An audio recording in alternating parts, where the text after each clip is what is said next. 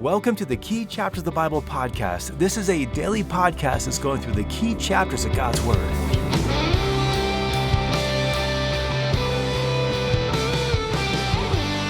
Many faithful Jewish people pray a daily prayer called the Amidah. In that prayer, they pray for several blessings, including one that asks, "May it be thy will that the temple be speedily rebuilt in our days."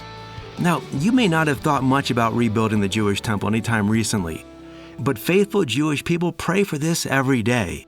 And today, we're going to be working through Ezekiel chapter 40 to get a glimpse of the temple that will one day stand in the land of Israel.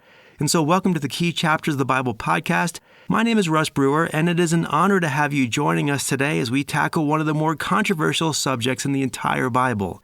Today, we're going to be looking at Ezekiel chapter 40, which gives us a verbal blueprint of God's design of his temple for his people. And so, hang on, we've got a lot to cover today, and you might find that it's helpful to Google a picture of Ezekiel's temple to give you a sense of what we're looking at as we work through this chapter together. As we turn to this important section of the book of Ezekiel, we need to remember what has transpired so far in this book. In the opening passages of the book of Ezekiel, we saw the Lord's indictment of his people and the Lord removing his presence from them. Then we saw God unfold his judgment upon the nations of the world. They weren't exempt from his judgment either. Then after that, we saw that God will establish a new covenant with his people that won't be like the old covenant. And then Ezekiel gave us a prophetic look at the events at the end of time when the nations of the world will battle against Israel. And now we come to a passage that describes the reinstated worship of the Lord by the people. And so, going on to chapter 40, verse 1. Chapter 40 opens with a timestamp for when this prophecy was given. And it was given, if we just kind of triangulate the dates that are given here in verse 1, it was given in 573 BC, roughly 14 years after Jerusalem's collapse. And in those 14 years, tragedy has befallen God's people as Babylon successfully laid siege to Jerusalem and God's warnings came true, and thousands of people who heard Ezekiel's earlier prophecies have now died. And even more importantly, Babylon has destroyed the temple of God. Now you'll remember that in December of 588 BC, Nebuchadnezzar laid siege to Jerusalem. And then in 586 BC, about a year and a half into the siege, he successfully invaded Jerusalem and looted and burned just about everything. Jeremiah described this event in Jeremiah 52, saying that the temple's furniture was broken up and carried back to Babylon, along with the gold and silver vessels, the lampstands, and all that stuff. And so this was a devastating time for God's people. And yet, in his mercy, the Lord has Ezekiel once again proclaim his message to his people. And this message promised the people that one day they would have a temple again and the Lord would dwell among them. And we find in these pages here a prophetic unfolding of the coming temple and ultimately the Messianic kingdom. So let's go on now to verses 2 and 3. In verse 2, Ezekiel lets us know that this is yet another vision. And once again, the Lord has transported Ezekiel back to Israel. And so Ezekiel's been placed now on a very high mountain where he could see something like a city to the south. Now, by all appearances, the city to the south is Jerusalem, and Ezekiel's on a high mountain nearby. Going on to verse 3. In verse 3, Ezekiel meets a guy whose face shone like bronze. Now, this isn't actually saying he's a bronze guy, like made of bronze. It's just saying that his face shone like bronze. And we don't know who this is, except to say he's probably not the Lord Jesus, because in Ezekiel 43, the Lord does speak to Ezekiel, and it wasn't the bronze guy who was speaking at that time. And so this bronze guy here, he's probably an angelic messenger of some sort. We've seen guys like this before. And so verse 3 goes on to say that this bronze guy was holding a line of flax, or some translations say linen, and a measuring rod, holding both of those. Now the line of flax would have been like an ancient tape measure, perhaps with knots every cubit or so that they could measure quickly distances, sizes, things like that. The rod was similar. It was like a yardstick that could be laid down end to end to measure something's size. And both of these tools are going to be used throughout the next section of Scripture to give us the dimensions of this future temple. Now, when it comes to measurements, if you look online for the dimensions of Ezekiel's temple, you'll find different people giving different measurements. And that's because Ezekiel gives everything in cubits, and a cubit was an ancient form of measurement. Now, we normally say that a cubit was 18 inches long, but there was also a Babylonian cubit, which was 21 inches long, and that seems to be the measurement that Ezekiel is using here, and that's how most Bible translations render these measurements in English. And that will be the measurement that we'll be using throughout our study of these chapters. Okay, now since we've taken this moment to pause here, let me just kind of keep this pause going for another moment longer, and let's just give a quick overview of the ancient Jewish temple. We can't overestimate or overstate how important the temple was to ancient Israel and how important it is to the unfolding of God's plan for his people. If you were to start digging into the topic of Ezekiel's temple, for instance, you would find out that it is called the third temple, and there's a ton of material on that. Now, it might surprise you that Ezekiel's temple is called the third temple because you'll also find scholars talk about Solomon's temple, Zerubbabel's temple, Herod's temple, and Ezekiel's temple, and so it would seem that Ezekiel's temple is actually the fourth, but it's not. And so here's how the numbering goes. Solomon built his temple in 959 BC. That was the first temple. Of course, that was also the temple that was destroyed by Babylon in 586 BC. And so that temple is gone. And then, after the exiles returned, Cyrus appointed a man named Sheshbazzar to come and rebuild the temple, and that was all paid for by Persia. It was very nice of Cyrus to do that. But Sheshbazzar ran into a lot of opposition from the locals, and the rebuilding effort got bogged down. And so it wasn't until 16 years later that another wave of exiles returned to finish the rebuilding of the temple under the leadership of a guy named Zerubbabel, and the second temple was completed in 515 BC. Now that was all well and good, but in Ezra 3:12, which records this event, it says that many people wept at the completion of the temple. Now why did they weep? Well, presumably because the second temple was not as magnificent as Solomon's temple. Or it could have been that the second temple was nothing like Ezekiel's temple, which was what they were hoping for.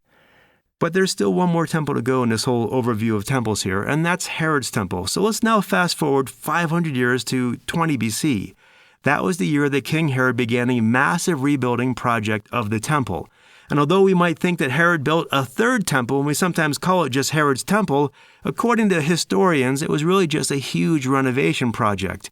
And so that work lasted until 62 AD, and the product was much larger and grander than the previous two temples, but it still wasn't Ezekiel's temple, and it was also itself destroyed only a few years later in 70 AD by the Romans. Now, I'm sure that you all know that the temple is more than just a building and more than just a storage place for the implements of worshiping God. It was the place where God and man were reconciled. It was supposed to be the place where the Almighty Creator of heavens and earth would abide with his people. The temple itself was a standing object lesson. The form and shape and walls and courts all showed how man was naturally separated from God. The altar showed how man could be reconciled to God and brought into fellowship with him. The bronze laver, that kind of place where you would get washed, would just show the cleansing we would need from the Lord. The altar of incense showed man's prayers rising up to God. The bread showed man's reliance upon God. The light showed man's darkness and need of revelation. In terms of the physical structure, the temple was rectangular in shape, and it sat inside of a walled campus. It had a porch with two massive pillars that led to two rooms separated by a thick veil. Those two rooms were called the Holy Place and the Holy of Holies. Only the priests could go into the Holy Place, and only the high priests could go into the Holiest of Holies, and that was only on one day a year, the Yom Kippur, the Day of Atonement.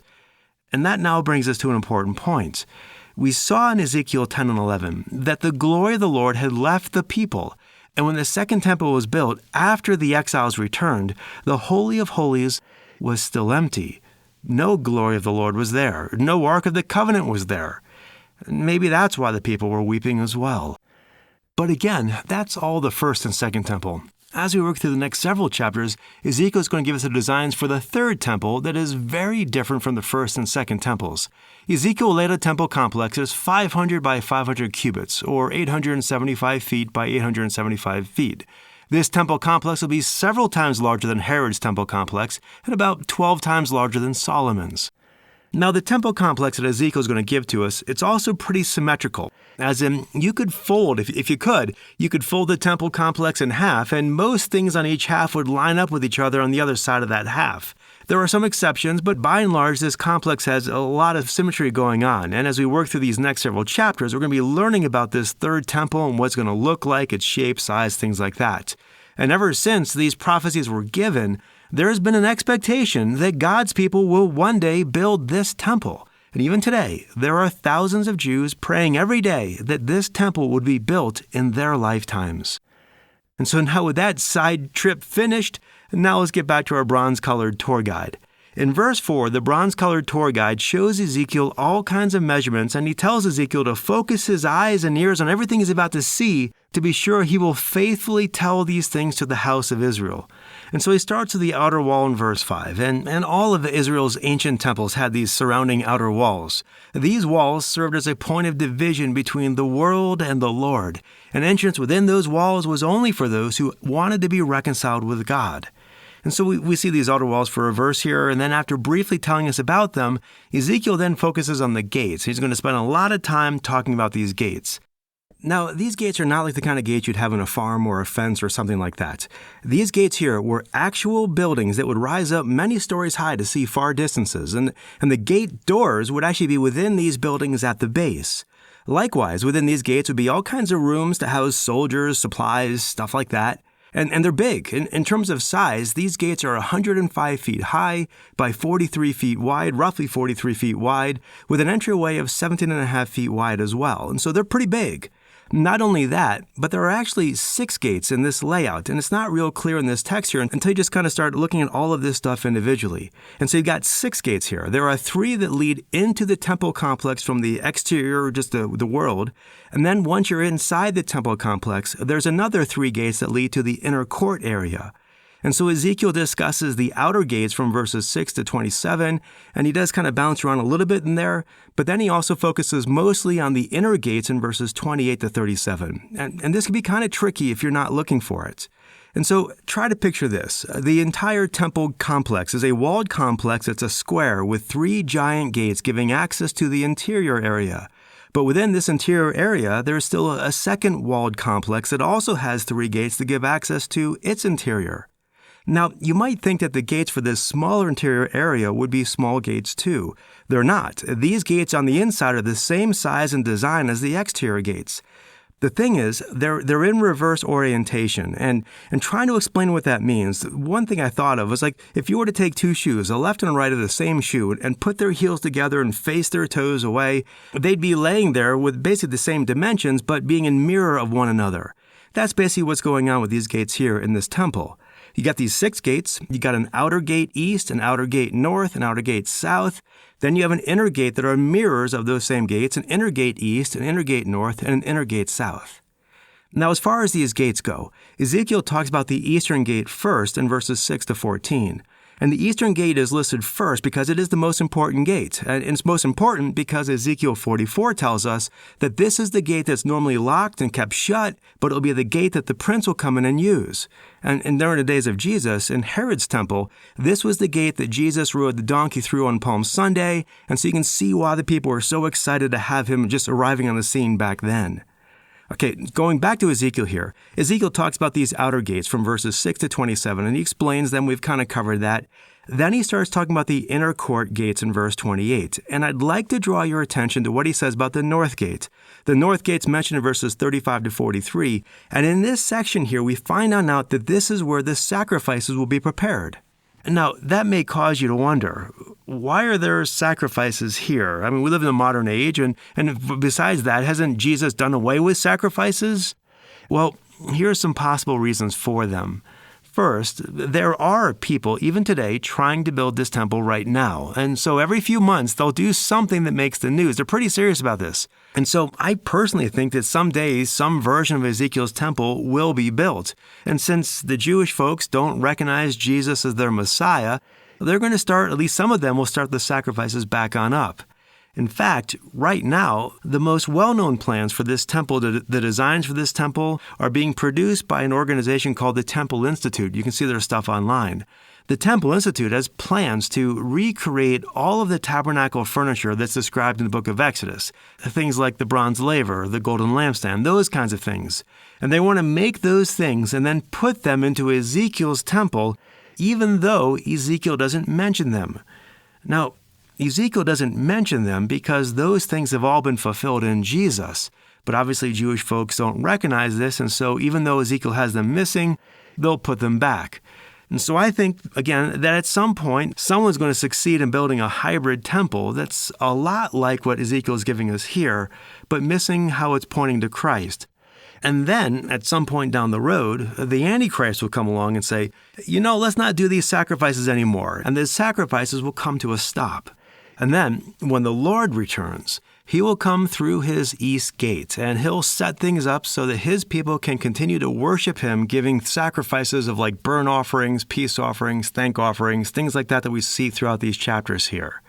And so, although I realize there's a lot more to this question, we'll leave things there and come back to it tomorrow. Let's keep going on in chapter 40. And all these gates led now to an open area. These open areas are called courts. And so there's an outer court and an inner court. Now there's a lot of detail here, but basically you just need to know that these courts were paved and gave access to the interior chambers of the temple complex. Now let's talk about these chambers for a moment. These various chambers are described in verses 17, 44, and 46. And these various chambers had various uses, like for the singers in verse 44, or for the priests who take care of the temple in verse 45, or in verse 46, the priests who take care of the altar. And so when we put all this together, we have a temple complex here that it is surrounded by an outer wall. And that outer wall led to 3 gates. And those gates were these large buildings that gave access then to the open areas of the temple complex. And if you walk through those open areas of the temple complex, you can go to various chambers that were for the people who were leading the temple worship. And so that's my attempt at trying to explain Ezekiel 40 in a short podcast that's apparently not so short. But before we go, we've got to circle back and make a few key points here.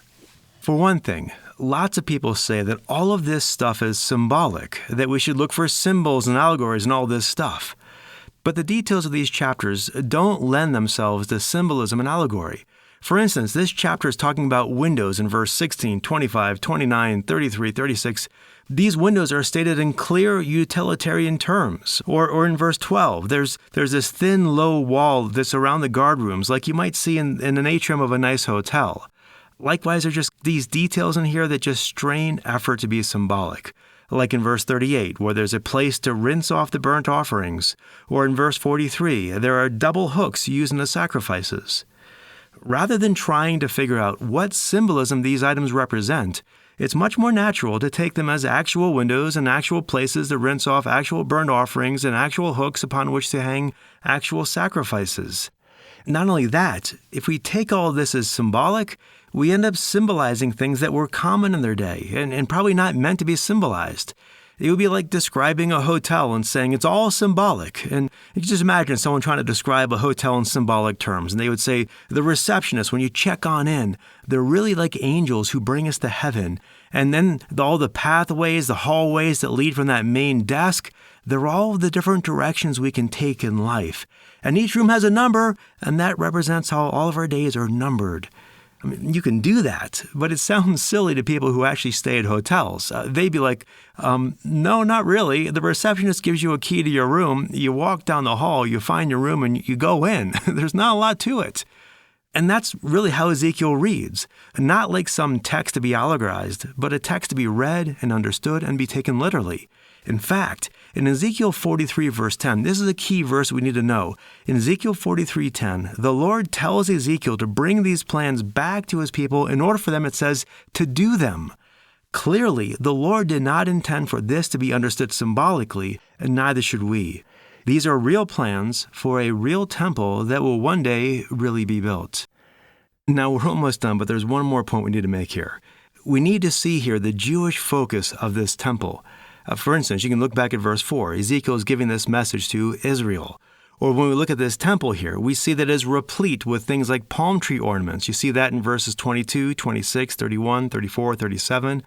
Those palm trees weren't just for pretty decorations. The palm tree was one of the national symbols of ancient Israel. It was like a national flag. That's why when Jesus rode into Jerusalem on the donkey, the people were waving palm branches in front of him. They were showing their national allegiance and wanted Jesus to be their messianic king. And so all of these references to palm trees and all that stuff, it's essentially saying that the Jewish national flag is going to be draped all around the temple. And the focus here, all this focus on Judaism, lets us know that God still has a plan for his people. There will be a day when the Jewish people have their own temple and the rest of the nations will stream to it, saying, like it says in Isaiah, "Let us go up to the mountain of the Lord, to the temple of the God of Jacob." And so we're going to wrap things on up there for our study today. But as we think about Ezekiel chapter 40, let's keep in mind that the Lord is describing a real place that will one day stand in Israel, and may we be praying that the Lord would build His temple in our day. We'll talk more about what this temple will look like tomorrow, and until then, thanks for listening. Have a great rest of your day. God bless.